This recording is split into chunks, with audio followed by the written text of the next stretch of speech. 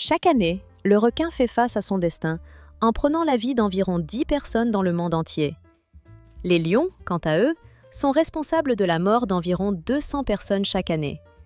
Cependant, ces chiffres paraissent insignifiants comparés à ce qu'aurait été l'expérience de se confronter à des prédateurs de l'époque du Mésozoïque, parmi lesquels se distinguaient de manière redoutable les dinosaures, de véritables machines à tuer vivantes.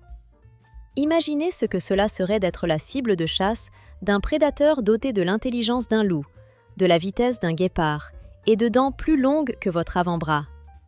Et tout cela, à peine un troodon, qui, malgré sa popularité et sa réputation de faiblesse comparée à d'autres dinosaures, occupe l'un des rangs les plus faibles en termes de puissance et de menace dans notre liste. On le considère probablement comme le plus faible, mais c'est précisément cette faiblesse apparente et cette confiance trompeuse qui peuvent conduire un humain à sa perte. Le troodon n'était pas simplement un prédateur ordinaire, et son potentiel dépassait de loin certaines idées reçues. Il était en réalité une étoile maudite parmi les dinosaures, un parent qui, contrairement à la majorité de ses pairs, possédait le rapport cerveau-corps le plus élevé parmi tous les dinosaures à plumes connus. Ses dents, capables de causer des blessures, n'étaient pas simplement pointues. Leur capacité à résoudre des problèmes complexes dépassait celle de la majorité des mammifères modernes et même de l'homme. Cette étincelle d'intelligence le rendait mortellement dangereux. Mais les capacités intellectuelles ne constituent qu'une partie de son arsenal. Ses yeux énormes, non seulement décoratifs ou attributs d'un regard menaçant, étaient équipés d'une vision nocturne que bien des hiboux modernes enviendraient.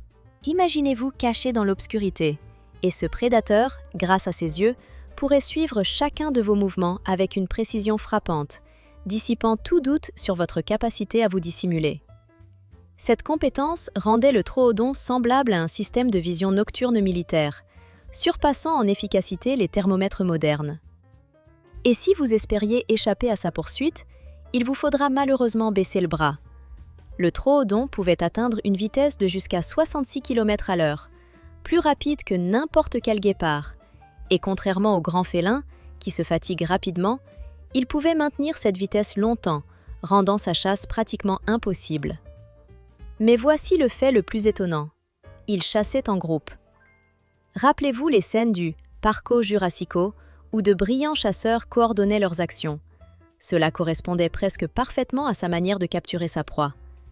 Ce dinosaure possédait une intelligence élevée, lui permettant de mettre en place des pièges stratégiques.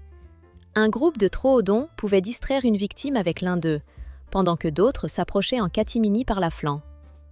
Leurs dents, à dents en zigzag destinées non pas à des morts rapides et précises, mais à infliger de profondes hémorragies, afin d'affaiblir et d'épuiser leur cible jusqu'à ce qu'elle tombe par perte de sang. Alors, penser qu'il aurait été possible de le tromper ou de le surpasser mentalement serait très naïf. Et si vous pensez qu'il n'est pas difficile de faire face à un dinosaure qui ressemble davantage à une machine vivante, réfléchissez-y à nouveau. Un tel char est aussi dangereux que beaucoup de ses plus grands homologues, et sa puissance réside non seulement dans sa taille, mais aussi dans ses caractéristiques particulières. Ce dinosaure, le kérek, ou, comme il était appelé dans les milieux scientifiques, le kéréosaure, était essentiellement une créature herbivore. Cependant, son apparence pouvait induire en erreur et inspirer la crainte. Ses épines acérées, qui s'étendaient le long de son dos, atteignaient 2,5 mètres de long, presque 1,50 m. Imaginez, une épée moyenne est beaucoup plus courte. Ces excroissances colossales n'étaient pas simplement décoratives, mais faisaient partie d'un système complexe de défense et d'attaque. Pensez-vous qu'il était pacifique? Essayez de le dire à des spécialistes qui l'ont étudié et ont découvert qu'une bien plus grande menace se cache derrière cette apparence imposante. Sa queue, appelée dans la littérature scientifique le tromé, en raison de sa fonction mortelle, se transformait littéralement en arme de combat. Elle était composée d'un manche avec 4 épines acérées, capables de déployer une force suffisante pour briser des os. Contrairement aux animaux modernes, qui avertissent généralement avant d'attaquer, le kéréosaure n'avait pas de temps pour prévenir. Son cerveau était si petit qu'il ressemblait à une noix, ce qui signifiait que ses actions étaient automatiques, sans hésitation ni doute. Il attaquait presque dès la moindre menace. Bien que sa masse et sa protection cornée soient comparables au poids d'un rhinocéros cornu, ce dinosaure était très rapide et agile. Ses jambes puissantes lui permettaient de tourner et de manœuvrer à une vitesse inattendue, ce qui faisait que sa meilleure arme, sa cuirasse épineuse, pouvait aussi devenir une arme. C'est à ce moment-là que ses épines pointues sur les épaules et le cou agissaient très efficacement pour transpercer et accrocher quiconque osait s'approcher trop près. Elles étaient disposées de manière très pratique, idéale pour percer la peau et les muscles, transformant tout adversaire potentiel en victime saignant abondamment, y enfonçant fermement leurs pointes. Passons maintenant à la partie plus sanguinolente de cette liste, au groupe de chasseurs dont le nom se traduit littéralement par « le voleur sauvage », et cela n'est pas du tout un hasard. Ce dinosaure justifiait pleinement son nom. Rappelez-vous à quel point tout le monde était terrifié à l'époque de découvrir que les vélociraptors n'étaient pas aussi terrifiants qu'on le pensait. Ils mesuraient environ la taille d'une dinde. Eh bien, leurs parents, dont le nom se traduit par « voleur sauvage », étaient en réalité une menace mortelle, entièrement justifiée par son nom.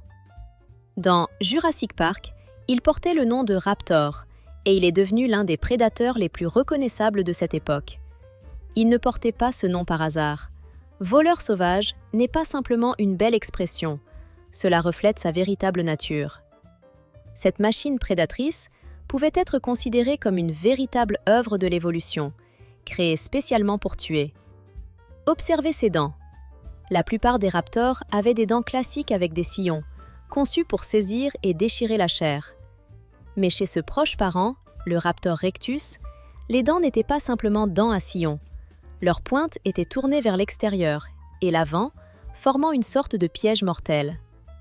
Lorsque cette mâchoire se refermait, il était presque impossible de s'en évader. Chaque morsure se transformait en une véritable lame à viande, une sorte de piège dans les mécanismes de mort animaliers. Et ses dimensions ? Il était vraiment petit, d'environ 6 pieds de long, ce qui correspond à peu près à 2 mètres. Permettez-vous d'imaginer l'ampleur de ce danger. Malgré sa taille relativement modeste, ses dents et son comportement agressif en faisaient une menace terrifiante pour toute proie. Toute cette liste de créatures dangereuses démontre qu'à l'époque des dinosaures, chacune d'elles disposait de sa propre tactique et armement pour conquérir le monde environnant. Et éliminer un humain aurait été pour elles tout à fait faisable, si ce dernier osait s'approcher de leur zone de chasse. Cela se passait il y a des millions d'années, à une époque où la Terre était peuplée de créatures parmi les plus diverses et surprenantes. Parmi elles se trouvait un dinosaure géant, presque de la taille d'un humain, d'environ 6 pieds de long, soit environ 1,5 mètre. Malgré sa taille relativement petite, son corps était proportionnel à celui de le pas plus grand, mais incroyablement massif. Mais la caractéristique la plus redoutable de cette créature était sa silhouette musculaire extraordinairement compacte, comme un ressort compressé, soulignant une caractéristique unique, la puissance et la vitesse. Ce dinosaure incarnait littéralement l'idéal de la rapidité, conçu spécialement pour pourchasser sa proie en toute vitesse. Nous parlons ici de la course de 0 à l'extrême, lorsque, en quelques secondes, cette créature atteignait une vitesse stupéfiante qui étonnait les observateurs. Comment pouvait-elle avancer si vite, comme si quelqu'un l'avait lancée dans une course et qu'elle ne comptait pas s'arrêter? Ce sont précisément ces griffes, ces fameuses, aiguisées comme des lames cassées, qui témoignaient du fait que ce prédateur était spécialement adapté pour mener à bien sa mission sanguinaire. Ces griffes n'étaient pas là pour la parade, elles servaient d'armes, puissantes et mortelles. La science animale indique que ces outils découpaient la chair vivante de proies plus grosses que le chasseur lui-même. C'est précisément pour cela qu'elles ont été développées et créées par la nature. Mais ce qui rend ce prédateur particulièrement effrayant, c'est sa stratégie de chasse. Non, ce n'était pas une rage déchaînée ou une course aveugle d'un assassin. Ces reptiles, aux pensées probablement peu rationnelles, disposaient en réalité d'une tactique plus élaborée. Ils formaient des groupes de chasseurs fins, capables de se coordonner, de véritables unités tactiques, prêtes à agir ensemble. Si auparavant, nous imaginions ces dinosaures simplement comme des agresseurs violents et sauvages, on peut maintenant dire que leur comportement ressemblait à celui des forces spéciales. Ils combinaient à la fois force et intelligence, agissaient de manière organisée et coordonnée. Bien loin d'être des monstres sans cervelle et furieux, c'était une véritable réflexion, un plan stratégique conçu pour maximiser l'effet de leurs efforts communs. On peut plutôt les comparer à des combattants d'élite, préparés pour des opérations ciblées plutôt qu'à de simples chasseurs. Et si l'on imagine cela à une échelle plus grande, par exemple à la taille d'un bus, le tableau devient encore plus impressionnant. Imaginez que ce prédateur aurait un petit frère qui fréquentait la salle de sport presque tous les jours. C'est ainsi qu'apparaîtrait son parent plus compact, mais tout aussi dangereux, nommé Albertosaure. Ne vous faites pas avoir en pensant que la taille réduite rendrait un tel dinosaure moins redoutable. Au contraire, sa compacité le rendait encore plus mortel. Contrairement à son célèbre parent, qui était essentiellement un bloc blindé avec des dents, l'Albertosaure ressemblait plutôt à une voiture de sport armée de lames acérées, prête à déchirer. Des études sur l'os de cet ancien reptile, notamment les os de ses jambes, ont conduit les scientifiques à une découverte terrifiante. Ce dinosaure était conçu pour une poursuite longue et épuisante. Il pouvait maintenir une vitesse d'environ 48 km/h pendant une longue période. Imaginez qu'on vous poursuit par quelque chose 2 fois plus grand qu'un bus d'école, et que cette créature ne se fatiguerait jamais, ne serait jamais à bout de souffle et n'aurait jamais ralenti.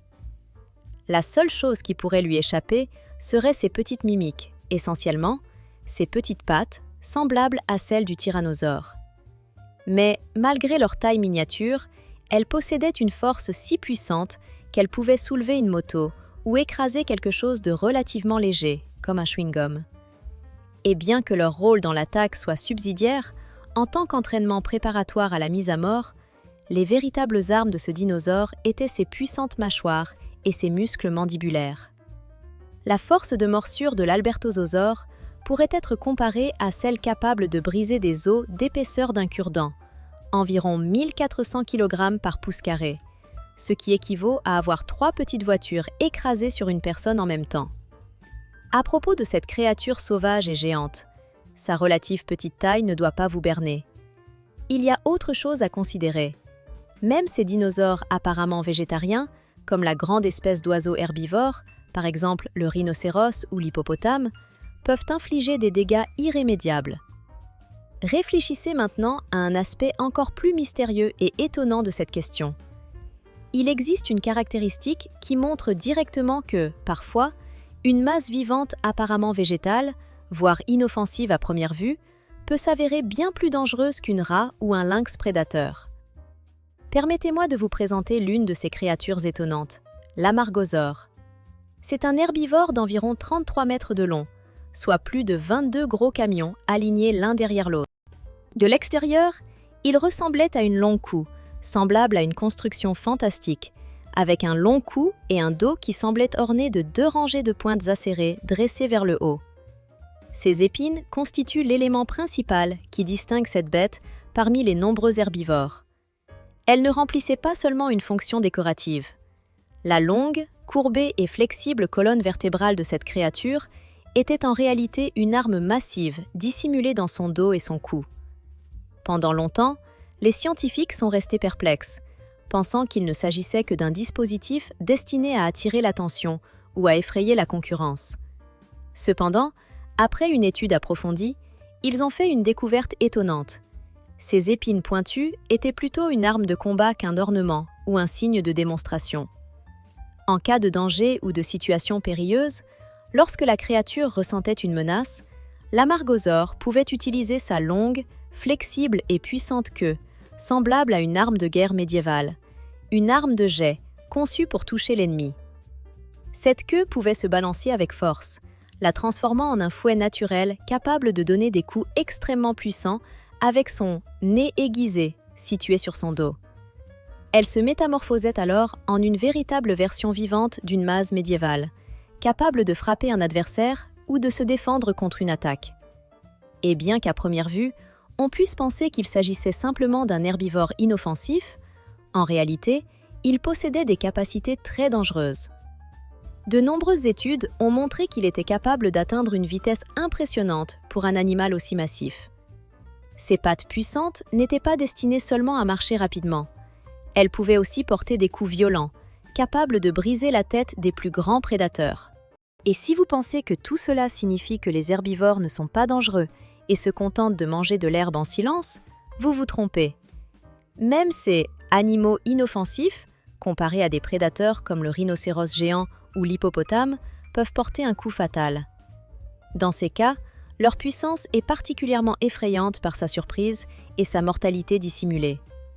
Ainsi, dans le monde des dinosaures, même des créatures végétales, apparemment inoffensives, étaient souvent beaucoup plus dangereuses que des chasseurs armés. Toute cette étonnante complexité et cette diversité des êtres vivants d'il y a des millions d'années laissent une empreinte indélébile, rappelant que la nature est toujours un art d'ingéniosité et de solutions inattendues.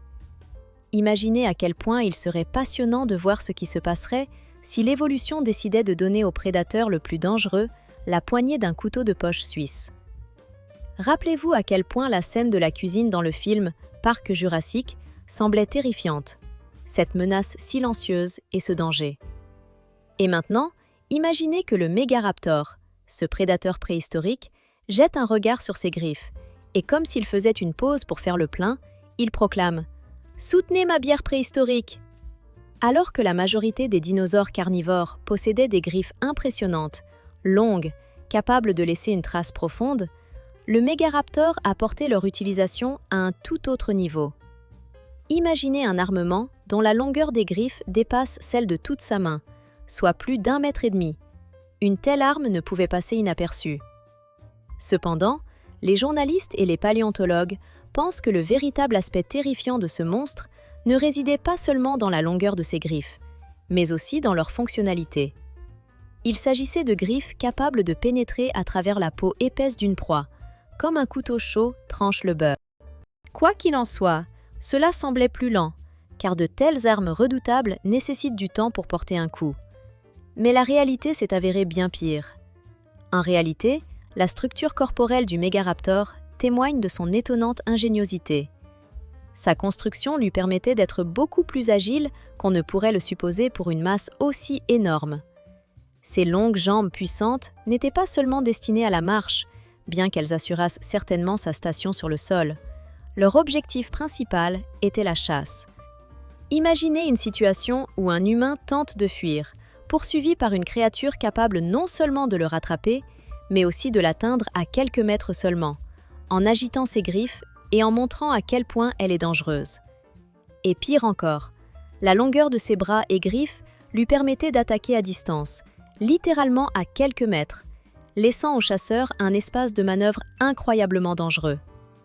Il pourrait sembler que, avec un corps aussi massif, ses mouvements devraient être ralentis, rendant la créature vulnérable. Pourtant, les scientifiques ont tiré une conclusion étonnante. Le Mégaraptor était incroyablement agile pour sa taille colossale. Ses longues jambes puissantes servaient également pour la poursuite rapide des proies, et il pouvait atteindre une vitesse telle que la plupart des autres dinosaures de cette époque ne pouvaient y résister. On peut imaginer ce que cela faisait de se sentir pourchassé par un prédateur qui ne se lasse jamais, car, malgré sa masse impressionnante, il était parfaitement adapté à la chasse. De plus, sa longueur dépassait 2 mètres, et sa capacité à manœuvrer rapidement en faisait l'un des chasseurs les plus efficaces de son territoire. Il est également important de souligner que le Mégaraptor possédait un système particulier, d'organiques plumes, qui ne servait pas seulement d'ornementation. Ces plumes agissaient comme un ancien larynx, lui permettant de chasser dans des conditions froides et enneigées, où d'autres prédateurs se heurtaient à des difficultés. Imaginez, durant les batailles hivernales pour la proie, où de nombreux dinosaures souffraient du froid, le Mégaraptor traversant sans ralentir la plaine enneigée grâce à son système spécial d'isolation thermique. Ces plumes non seulement lui offraient une protection supplémentaire, mais lui permettaient également de rester actif dans des conditions dans lesquelles la plupart des autres prédateurs ne pourraient tout simplement pas chasser. On peut imaginer que sa poursuite à travers les plaines enneigées ressemblait à une scène d'un film de science-fiction, où une créature gigantesque et mortelle traque sa proie à travers la tempête de neige, faisant de l'homme chasseur un simple jouet entre les mains de la nature elle-même. Quant au caractère de cette bête, il semble qu'il n'était pas moins terrifiant, malgré son apparence plumée. Notez que, bien que les plumes soient courantes chez les oiseaux modernes, dans l'Antiquité, elles servaient de sorte de blindage, permettant à ce prédateur non seulement de chasser dans des conditions hivernales rigoureuses, mais aussi d'accomplir ses tâches de chasseur dans une forme protégée. Toute sa structure témoignait de son efficacité exceptionnelle, car ses plumes lui offraient la possibilité de maintenir un haut niveau d'activité, même à de faibles températures, ce qui est généralement peu commun chez les autres carnivores, même lorsque les conditions étaient loin d'être favorables. Cela signifiait qu'un certain oiseau préhistorique en duvet, ou autrement dit, un chasseur majestueux, pouvait se nourrir dans les conditions climatiques les plus difficiles, laissant derrière lui de nombreux concurrents moins adaptés. Mais bien sûr, une seule créature, le Mégaraptor, suffit pour faire frissonner d'effroi. Dans cet ancien univers cauchemardesque, existe un autre représentant tout aussi redoutable, son parent venu d'Asie, avec des ambitions beaucoup plus, presque ultra-dominantes. C'est le Tarbosaurus, une créature véritablement sinistre qui dominait l'Asie ancienne et terrifiait ses adversaires par sa force brutale et sa cruauté insensible. Ce dinosaure était exactement aussi dangereux que son congénère, mais, contrairement au Mégaraptor, il préférait ne pas poursuivre, mais dominer et intimider. Il est devenu un symbole de la brutalité capable d'inspirer la terreur même aux chasseurs les plus résilients. Parler de ses caractéristiques signifie évoquer la puissance incroyable de ses mâchoires, surpassant de loin tout autre, du moins parmi les animaux terrestres ayant existé sur Terre. Là où d'autres prédateurs auraient pu rêver d'une capacité de retenue, le Tarbosaurus possédait une force capable non seulement de déchirer la chair et les os, mais aussi de percer la lourde armure de ses adversaires, même ceux protégés par une carapace ou une armure épaisse. La comparaison avec des objets courants n'est pas difficile. Ses mâchoires pouvaient casser une roche comme on émiette un biscuit gâteau. Des scientifiques ont calculé que sa force de morsure atteignait l'incroyable valeur de 20 000 newtons, ce qui équivaut à la force exercée par 3 voitures particulières empilées et fixées au même point. Et pour comprendre toute l'envergure de sa puissance, il faut mentionner que ses dents étaient spécialement dentelées pour couper comme des scies en acier, ce qui les rendait encore plus mortels. Cet arsenal dentaire n'était pas simplement une décoration, c'était une véritable machine à détruire, conçue non seulement pour déchirer des os denses avec insistance, mais aussi pour anéantir même des ennemis apparemment invincibles. C'était dans cette alliance d'une force dentaire exceptionnelle et de la puissance impressionnante de ses mâchoires que résidait toute l'essence de sa domination absolue dans la hiérarchie des reptiles anciens. Ainsi, ces prédateurs antiques, Mégaraptor et Tarbosaurus, étaient la preuve vivante du degré d'évolution de l'ingéniosité naturelle et de la sophistication de leur stratégie d'adaptation. Malgré leur puissance extraordinaire, ils étaient également parfaitement adaptés à leur environnement, démontrant que dans la nature, tout est une alliance intelligente de force et de flexibilité. Dans l'univers des géants préhistoriques et des chasseurs puissants, il était depuis longtemps admis que certains d'entre eux, étant les rois des forêts et des plaines anciennes, possédaient une force incroyable et une masse imposante, mais pouvaient en même temps manquer de rapidité. Cependant, les recherches modernes et l'étude des restes fossilisés de ces créatures impressionnantes ont brisé ces stéréotypes, révélant une image surprenante de ces prédateurs anciens. Par exemple, bien que le poids du tarbosaure puisse atteindre 5 tonnes ultra lourdes et que ses dimensions paraissent colossales et même effrayantes, les scientifiques ont découvert que son squelette, notamment la structure de ses pattes, indiquait une grande agilité et une mobilité élevée pour un tel carnivore primitif. Il devient évident que ses jambes, capables de le propulser littéralement du sol avec une puissance rivalisant avec celle des sprinteurs olympiques, lui conféraient une rapidité impressionnante et une agilité lui permettant d'effectuer des virages serrés lors de la chasse. Imaginez une telle silhouette énorme, comparable en taille à un bus urbain, capable de diriger sa trajectoire avec une précision d'un bolide de course. C'était précisément le cas de ce monstre, capable de modifier rapidement sa direction pour attraper sa proie ou esquiver un danger.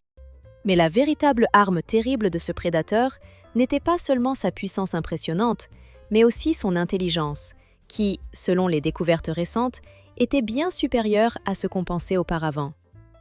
Le crâne gigantesque de cette bête ne servait pas uniquement à impressionner ou à exhiber sa force.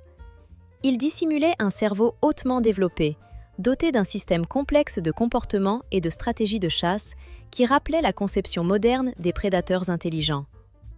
D'après les fossiles et les analyses de restes fossilifiés, les scientifiques supposent que Tarbosaur pouvait traquer et poursuivre ses proies sur de longues distances, en utilisant un système olfactif amélioré pour suivre leurs traces. Il pouvait, en surveillant des animaux faibles ou épuisés, leur ouvrir la voie, en les surveillant pendant plusieurs jours, jusqu'à ce qu'ils se fatiguent et deviennent vulnérables. Si l'on pense que la chasse aux géants peut susciter la terreur, il suffit d'imaginer ce qui se passerait si l'on rencontrait une créature aussi massive qu'elle était capable de tout détruire sur son passage, sans même s'en rendre compte en avançant. Rappelez-vous une scène d'un film populaire sur les dinosaures, où un tyrannosaure créait des vagues dans l'eau et provoquait des ondulations. Maintenant, imaginez qu'une telle bête comme le Padoï titan fasse simplement quelques pas, et que la terre sous ses pattes se transforme en un endroit où la force de son pas pourrait aisément faire basculer tout véhicule, ou même détruire toute infrastructure construite. Et le plus impressionnant, c'est que vous n'auriez pas besoin d'être directement sous sa patte.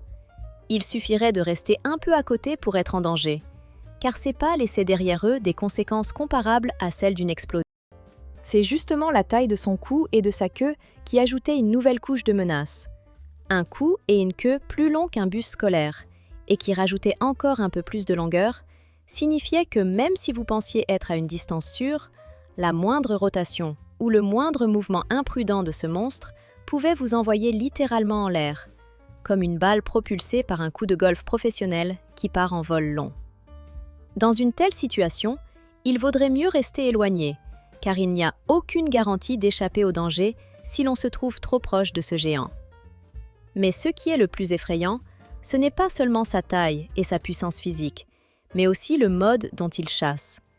Notez que si une confrontation avec l'un de ces monstres pouvait être terrifiante, une rencontre avec un prédateur activement à la chasse de ces géants est incomparablement plus effrayante. Au début de la découverte de ce monstre, les scientifiques se sont fourvoyés, car il était difficile de croire qu'un seul organisme puisse cohabiter avec une telle létalité intentionnelle. Sa longueur atteignait environ 32 mètres et sa masse dépassait 7000 kg. Cette créature était plus qu'un simple gros animal. On pourrait la qualifier de machine à tuer parfaite, conçue pour une efficacité maximale dans l'élimination de toute proie. Ses dents de plus de 15 cm, soit environ 6 pouces, ne servaient pas seulement à impressionner, mais étaient crantées des deux côtés, ressemblant à d'anciens scies à chaîne capables de couper même les os. Contrairement à d'autres grands prédateurs, qui parfois ont une force de mastication faible ou moyenne, cette bête possédait un crâne si renforcé qu'elle pouvait frapper avec une puissance capable de briser des os, sans risquer de se blesser en retour. Bien sûr, cette capacité évoque l'idée que cette créature était incroyablement lente. En général, un corps massif ralentit le mouvement. Cependant, c'est la structure de ses jambes qui témoigne du contraire. C'était un organisme spécialement adapté pour la chasse de longue durée, pour poursuivre sa proie sur de grandes distances et la fatiguer. Des pattes aussi massives, bien qu'elles soutenandraient un poids énorme, servaient aussi à courir après la proie sur de longues distances sans se fatiguer, ce qui le rendait encore plus dangereux. Imaginez être poursuivi par un tel géant, capable de vous rattraper à de très grandes distances. Même si vous pensiez être suffisamment loin, pour ce prédateur massif, il suffisait de faire un petit mouvement imprudent, et il réagirait immédiatement, vous attrapant dans sa puissante mâchoire ou vous renversant au sol. Ainsi, dans le monde des animaux préhistoriques, existe toute une gamme d'êtres non seulement imposants par leur taille, mais aussi dotés de vitesses qui semblaient auparavant impossibles pour de tels géants. Ces découvertes ouvrent aux scientifiques de nouveaux horizons dans la compréhension de l'évolution et de l'adaptation des dinosaures et de leurs descendants, rebâtissant notre vision de la flore et de la faune ancienne, ainsi que la surprise et la nature impitoyable de leurs méthodes de survie et de chasse. Imaginez une créature combinant la ténacité et l'endurance d'un loup avec la puissance brute d'un train de marchandises. C'est ainsi qu'on peut décrire cette bête prédatrice qui fait battre le cœur plus vite à la seule idée d'elle. Mais ce qui la rend réellement terrifiante, ce n'est pas seulement sa force incroyable, c'est aussi le fait que sa chasse n'avait rien d'ordinaire. Sur la base de découvertes fossiles, il semble que ce dinosaure ne se limitait pas à manger de petites ou moyennes proies, comme la plupart des carnivores, mais qu'il poursuivait activement et attrapait d'autres géants ancêtres, particulièrement des premiers salithosaures, ou, comme on les appelle parfois, des zéphyropodes. Réfléchissez-y, ce prédateur était si puissant et si robuste qu'il considérait les dinosaures de 30 tonnes, ceux qui correspondaient à sa niche écologique, comme une nourriture ordinaire, presque une collation quotidienne. Ses mâchoires puissantes et sa masse musculaire surpassaient de loin la force humaine, si bien que la simple musculature humaine, ou même une toute autre posture corporelle, ne pourrait pas susciter chez lui le moindre intérêt, encore moins le rendre vulnérable. Son attaque ne se limitait pas à une simple agression de grands carnivores, mais constituait un véritable cauchemar pour ceux qui se trouvaient à proximité. Et une question peut alors surgir dans votre esprit. Un humain pourrait-il survivre à une rencontre avec l'un de ces géants? Peut-être que ce n'est pas même utile de l'imaginer, car avec toutes vos connaissances et votre force, la probabilité de survie semble minimale. Si vous êtes curieux de savoir comment cela se passerait, ce que vous feriez pour survivre ou éviter de croiser de tels monstres, je vous invite à y réfléchir dès maintenant. Dans les commentaires de cette publication, vous pouvez laisser vos réflexions ainsi que partager votre avis. Selon vous, comment peut-on survivre ou au moins réduire le risque de confrontation avec ces prédateurs anciens, invincibles par leur force et leur taille? Et si vous souhaitez en savoir plus sur ces dinosaures riches en découvertes inattendues, je vous recommande de consulter la vidéo à l'écran, où est rassemblé encore plus d'informations sur ces géants qui existaient il y a des millions d'années, contre lesquels l'homme était essentiellement totalement impuissant et vulnérable. Après tout, ces prédateurs anciens étaient si puissants et dangereux qu'il est difficile, même avec une imagination la plus audacieuse, de concevoir comment il aurait été possible de leur échapper.